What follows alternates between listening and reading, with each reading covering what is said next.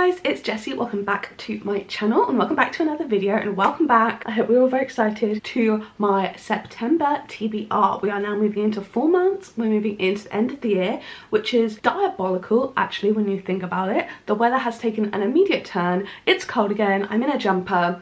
I'm ready for the winter reading though. I'm ready for the cozy vibes, so let's get into the TBR. I'm really excited about this month. I'm officially out my reading slump, which is excellent. I'm going away for a few days. I've got some time off work, so hopefully I should be able to do some good reading. I'm back in the swing of things, so I'm feeling really good about this month's TBR. And yeah, hopefully I can get a bunch of videos out and a bunch of books read. So without further ado, let's just get started. So last month I did not complete my TBR, which is fine. I am going to be doing another punishment roll, but I won't be including the classic option because we got that last month. So that'll be our first little book of the month, and then after that we will get into the regular TBR rolls where we'll do 6 rolls and then a extra roll for any doubles that we get. So let's just get straight into it. Okay, so we're starting off with our punishment wheel, and I've blocked off classic just because that's what we had last month. So we have a TBR veteran for our first pick. So for the punishment roll, as you guys saw, we got a TBR veteran. And for this one, I picked a bit of a random one, to be honest. I've not heard anyone online talk about this. This is one that both my parents, I think, have read. And I think she's a local author to me, or like at least in the general area, because I think she was at like a book festival thing near me. I don't even know. But I've picked The Dare by Leslie Cara. So this is kind of just your classic thriller, I think. It says, this time it's different. She's gone too far now. She really has. I believe there was an accident when she was a teenager with her best friend, and 12 years on she's kind of reflecting on it. Things are coming out and she might have actually had something to do with it, type of thing. So yeah, I think this should be a fun one. It's a pretty quick one. The text is really large on the page. It's like 350 pages, but the audiobook is pretty short, I think. So yeah, this is going to be a fun, easy, quick thriller, hopefully. And yeah, I think it might be like a really fun one. I have no idea what it's about, and just hopefully a nice, easy thriller. I can never say no to a thriller. I think they're some of my favourite genres just for like a little bit of fun. I would say light-hearted, obviously it might be quite dark, but just like a bit of fun reading. So now to start off our 6 rolls, let's go. We have a 4 and a 4, so we're already doing an extra roll. That's fine. But we have 1, 2, 3, 4, 1, 2, 3, 4, which is an Instagram poll. So then for our next roll, we got Instagram picks. So I did put up a poll on my Instagram, and I gave you guys over there 2 options. My Instagram is always linked down below if you guys want to participate in the future. But I gave you kind of rogue options. It was really random, but I am participating in a readathon this month, and these are 2 that I had kind of on my mental TBR for that. So the options were The Radium Girls by Kate Moore, which is a non-fiction about the girls that worked in the radium dials factory in America, I believe, and they had to like lick the radium that they were like painting with to like make the brush tips like really fine, and then obviously they got ill, but like the companies were like denying it and stuff, and I believe it's like their fight for justice, a non-fiction about that. And then the second option was a thriller horror. This is Chasing the Boogeyman by Richard Chismar. This is kind of like a mixed media-esque about kind of like a serial killer in this town and this one guy that's kind of trying to piece it all together, I believe. The Radium Girls got 64% and the Chasing the Boogeyman got 36%, so I will be reading The Radium Girls this month.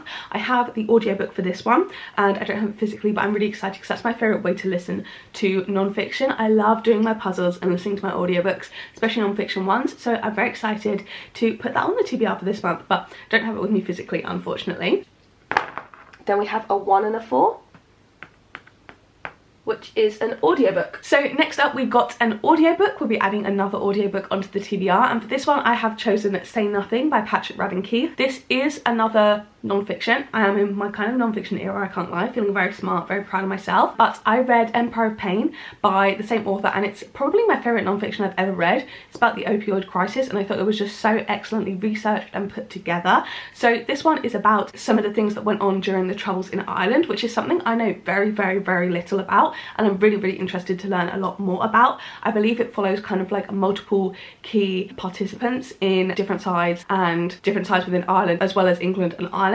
So I think it's gonna be really interesting. I think it's like subtitled like the story of like murder and betrayal and stuff, so I think it's gonna be very interesting and hopefully very well researched. So this is one I'm hoping to really enjoy, and I really just want to read everything he's written now that I loved Empire of Pain so much, so I'm really excited for this one too. Then we have a 4 and a 2, which is a great first sentence. Next up we got great first sentence, and I do actually have this book, which is obviously exciting because I don't want to just be putting them up on the screen the whole time. But for this one I have chosen Babylonia by Constanza Casati.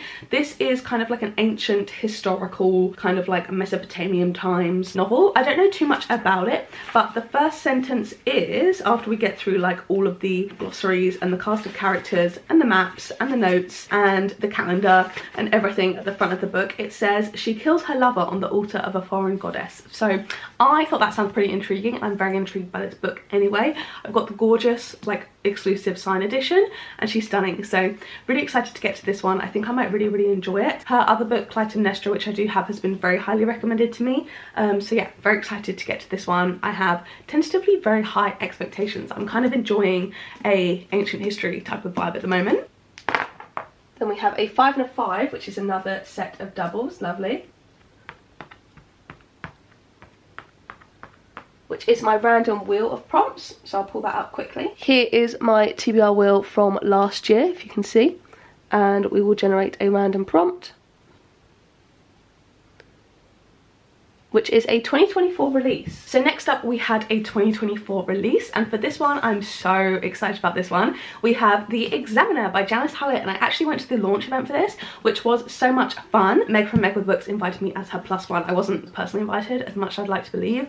Janice is a big fan of my YouTube channel. Unfortunately that is not the case as far as I'm aware, but this is The Examiner, which is her newest release, and look, she's personalised to me, to Jessie. How cute. She was so lovely when I met her as well, so friendly, and she said I have very gorgeous skin, which I was very pleased about. She was very kind. But this is a mixed media murder mystery about, I believe, a murder on an art course, and people are kind of going through all of these documents and they think that people have like covered up a murder and there was secretly a murder. I don't really know, but I love a mixed media murder mystery. That's like my favorite subgenre, like trope. I don't know, mixed media anything I absolutely adore. So this one's a bit of a longer one. It's about 450 pages, but because it's mixed media, hopefully it'll be an easier, quicker read. I think I'm gonna absolutely eat this one up. Like, I can't wait. This is one of hers that I'm like the most excited about. I think it's just so cool. I love the copy. I love everything about it. I'm so excited. It looks absolutely massive, like a proper chunk of a book. I think because this one's like a B format hardback, but like I'm gonna love it. I'm gonna eat it up probably in the course of like 2 days.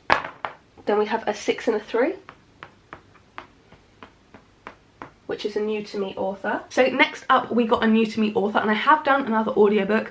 I promise I do own the rest of these books, but for some of my videos I'm just kind of reading a little bit outside my comfort zone, and therefore I don't necessarily want to pick up the books if I don't have to, and I quite like getting them through the library or via audio, and I am trying to do that a bit more, and if I love them then I'll get them. But for this one, it's ambitious. I mentioned in a recent video that I think I might try this book after enjoying another kind of royal type historical book. So I'm gonna be reading Wolf Hall. Yeah, she's long, she's thick, she's like almost a bit academic. She makes me feel very smart if I tell people that I'm reading her. This is following Thomas Cromwell, I believe, and I don't actually know what period of like the Tudors it's in because I can't remember, to be completely honest. Obviously I think Henry VIII plays a massive part, and I'm presuming whichever one of his wives. I believe it's about Thomas Cromwell trying to like gain power.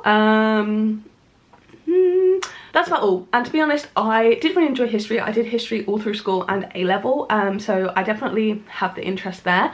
And yeah, I think what I really enjoy, this is going to sound so stupid, but I really enjoy about Greek mythology is like, I feel like because the characters are the same, it almost feels like, bear with, it always feels like a fan fiction or like some kind of like all interconnected universe. So I think that's what I kind of enjoyed about Queen Bee, the Her Majesty's Royal Coven novella. I love that I kind of recognise names from my knowledge of history, so I think I might really like that in Wolf Hall, that it's kind of almost like a retelling of a real person kind of. I don't know, I think I'm going to really enjoy it, but who knows, it might be a little bit too hefty for me, but I'm going to give it a go anyway. I'm going to give it my best shot. A 4 and a 6, which is a random prompt out of my jar. I feel like it's been a long time since we picked one out of the jar. I honestly can't even really remember what is in here. But let's pick this one, which is a random picture. You can't see that, but it's a random picture, which oftentimes ends up a little bit creepy, I can't lie. So I'm going to click on the first one, and it won't be the first one that comes up. We'll generate a new one, but that's really odd anyway. So generate a new picture. Okay. Yeah, yeah, anyway, I'll have a think about that one. Okay, how bizarre. So next up we got random picture, and this was odd. This was a really bizarre picture. I'm starting to think that like this random picture generator is a bit sinister because it gives us really freaking weird stuff, I can't lie. But I went off the colour of this girl's hair because I was going like dry, desert, like thirst, and like I couldn't think of anything. So I went off the colour of the hair, and she's obviously got red hair. This is such a tentative link, but like bear with. And I've picked Lady Macbeth by Ava Reid because she's blonde, but she's got the blood red hair, and she's got like the hair on the side that's red. So I feel like that's like a decent link. This is a shorter book. It's not like a novella, but it's like 270 pages, and oh my god, the text is huge. But this is a retelling of Lady Macbeth, or Macbeth in general, I guess, from the perspective of Lady Macbeth. And I think it's like, obviously it's going to be witchy, but I believe it's like Shakespeare's most famous villainess giving her a voice, a past, and a power that transform the story that men have written for her. So very excited for this. I haven't read Macbeth, but like I've studied certain scenes of it in English, so like I do know the story, and we've kind of like watched other portrayals of it on stage and also in movies in English before GCSE. So I do know the story. It's one of the few from Shakespeare. It's this, The Tempest, and A Midsummer's Night Dream as the only ones I actually know. So I'm glad that this is a retelling of one I do know. And yeah, I'm really excited to see this little twist on it. I believe it's kind of like, I guess given the popularity of Greek mythology retellings from a feminist perspective, this is kind of a similar vibe. So yeah, I'm really excited about this. I love the edition. She's like absolutely stunning. But this is like the weirdest signature. Look at that signature. I paid extra for a special edition, and look at the signature. That's a little bit ridiculous, but yeah, really excited for this one. This is the Waterstones edition as well. I'm just showing off all my pretty books. I'm really excited to give this one a go. I think I'll also eat this up pretty quickly. I think this kind of gives me similar vibes to Queen Bee. Not sure why, but very excited for it as well. We've got 3 2024 releases on here so far, so I am very much excited for this. Okay, next we have a 6 and a 5, which is a video read, so a book for a video, easy peasy. Okay, so next up we got a book for a video, which is obviously very, very easy for me. I'm very, very pleased about.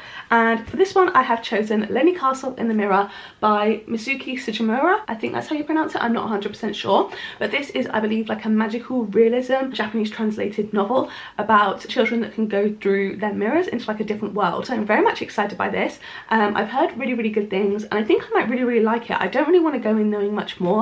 She's gorgeous and floppy though, I will say. She's a super floppy. And yeah, I'm really hoping to enjoy this one. I went through a phase of really enjoying Japanese translated fiction, and then I read a few that I didn't like and I kind of went off it, but this is one that hopefully can set me back on because I think I'm going to have a really good time with it. And I don't have too much to say because I don't know much about it, but this one is one that I'm super excited for. I think I've literally said that about every book though, so like take it with a pinch of salt. I am excited for that one though. Finally, a 6 and a 6, so not finally, we've got another duplicate, but 1, 2, 3, 4, 5, 6, 1, 2, 3, 4, 5, 6, which is an award winner. So next up, going with another ambitious out of my comfort zone book, we've got an award winner. And for this one, I might be insane, I might be crazy, but I'm going for the 5th season by N.K. Jemisin. Like, this is heavy, high fantasy, but I believe it's geography related, which makes me think I'll enjoy it because I do a geography degree. I believe this is about kind of like how a bunch of kind of meteorological stuff kind of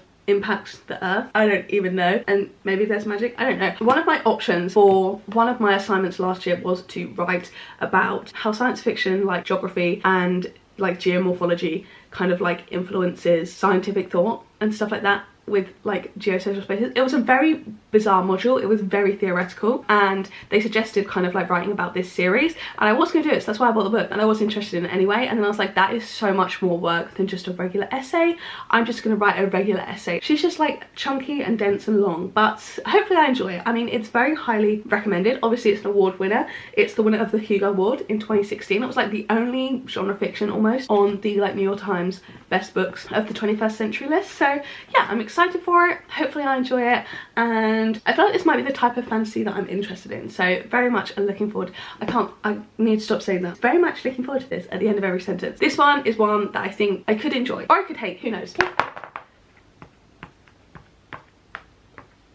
Another one of my random spinners on the wheel, and that's the exact same one we landed on last time as well, I believe. We had it on 2024 release from last time, so let's generate a new prompt. And we've already had a new to me author, so we'll do that again. Daylist inspired. Okay, that's fun. So I will pull up my Spotify and we will find my Daylist. I listen to a lot of instrumental when I work, so I worry it'll be that, but we'll see. We've got happy indie coming of age Sunday afternoon. You listen to Beat and Windows Down on Sundays in the afternoon. Here's some happy indie coming of age serotonin hipster main character and Windows Down. Okay, interesting. So I will have a look through this and also have a look through the playlist, I guess, and we will see. But like, this is the vibes. Very interesting. Okay, fun. Okay, and then lastly we had Daylist inspired, which is one that I'm super excited about. I put this prompt in a while ago and I haven't got it yet, and I was really excited to get it for the first time. So my Daylist, I kind of took the coming of age side of it more than any like specific song inspiration, and for this one I've chosen Talking at Night by Claire Daverly. So this says, Will and Rosie meet as teenagers, their opposites, one day tragedy strikes and their future together shatters, but as the years rolled on they can't help but find their way back to each other again and again. So I feel like it's kind of coming of age, kind of Love Rosie vibes is what I've been told. Oh, there's no punctuation. It's very much Normal People-esque with the both the plot and the lack of speech marks, quotation marks, but that's fine. I'm really looking forward to this. I've heard good things. Everyone knows I'm desperately searching for a Love Rosie-esque book. That's one of my favourite movies, and this one's one I'm really looking forward to and I think I might really enjoy. So that is the final book on our TBR for the month. So you can see behind me here we have the full TBR plus obviously the couple of audiobooks I have, but yeah, that is the TBR. I'm very much excited for it. I think we've got some potential bangers here. Like, I think a couple of these could definitely be 5 stars, so I'm very much looking forward to that. So yeah, I really hope you guys did enjoy this video. If you did, don't forget to give it a like down below. Don't forget to hit subscribe and turn the bell to join our little club. Make sure to turn on all notifications, then you'll be notified every single time I post a new video. And if you watch one of my other videos, there'll be 2 on the screen now to pick from, as well as the live linked up in the cards from earlier. So yeah, thank you guys so much for watching, and I'll see you in the next one. Bye bye!